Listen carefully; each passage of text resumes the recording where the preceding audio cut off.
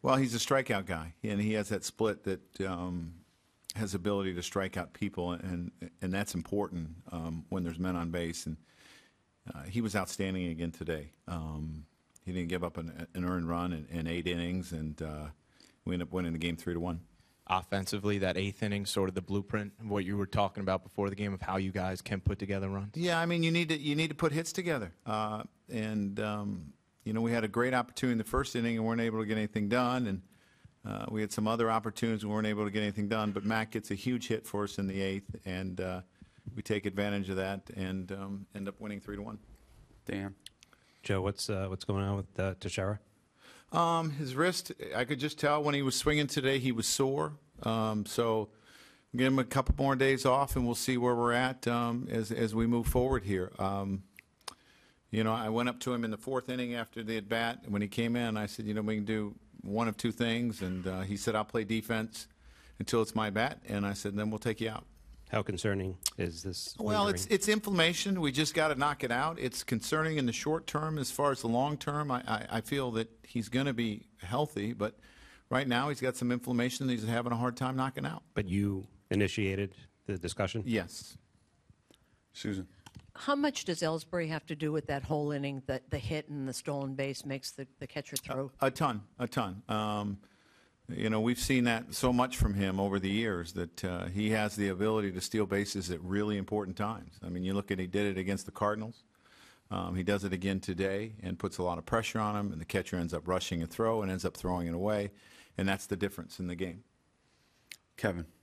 Joe, last year Mark played 15 games. This year, obviously, this is an ongoing situation. How much longer can you go as a team, not knowing if he's going to be able to play, and do you need to fill that hole somehow? Well, I mean, we'll go a few days here.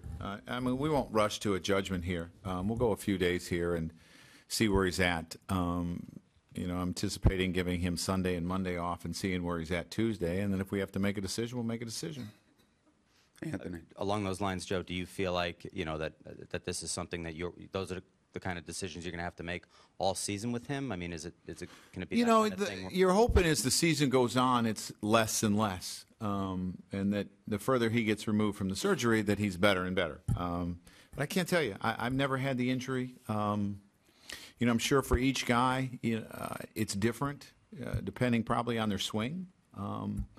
You know, there's been other guys that have had it and have played regularly and been productive. And when Mark has played, he's been productive. So, you know, my feeling is that the further we get away from the surgery date, the better off we are. Anthony.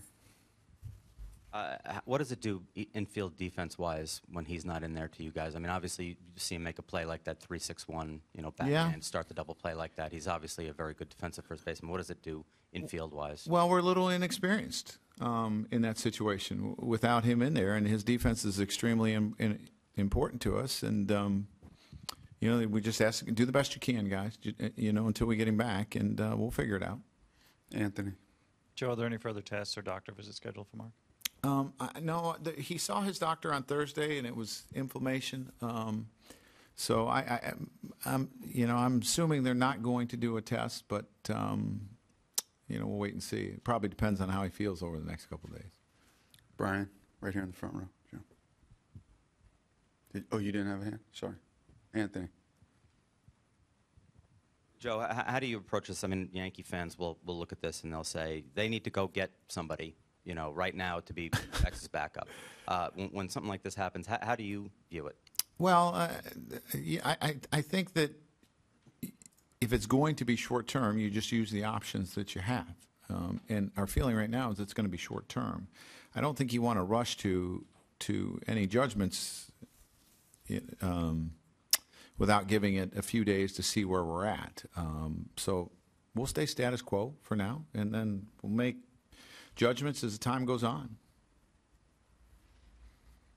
Other news, Michael Pineda, Friday, played catch, didn't feel good. I believe it was Tuesday.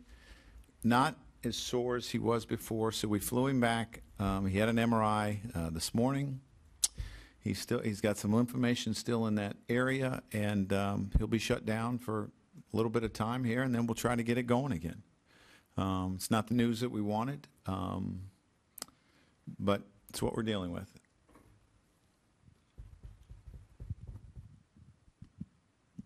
Just to follow up on that, can you really expect much from him at this point between the injuries and the pine tar situation and everything, or is he kind of a question mark right now? No, I believe he'll get healthy and he'll be extremely productive for us. But we got to get him back. That's the thing. So, I mean, he's going to be shut down for a while, and then we'll try it again. The same area?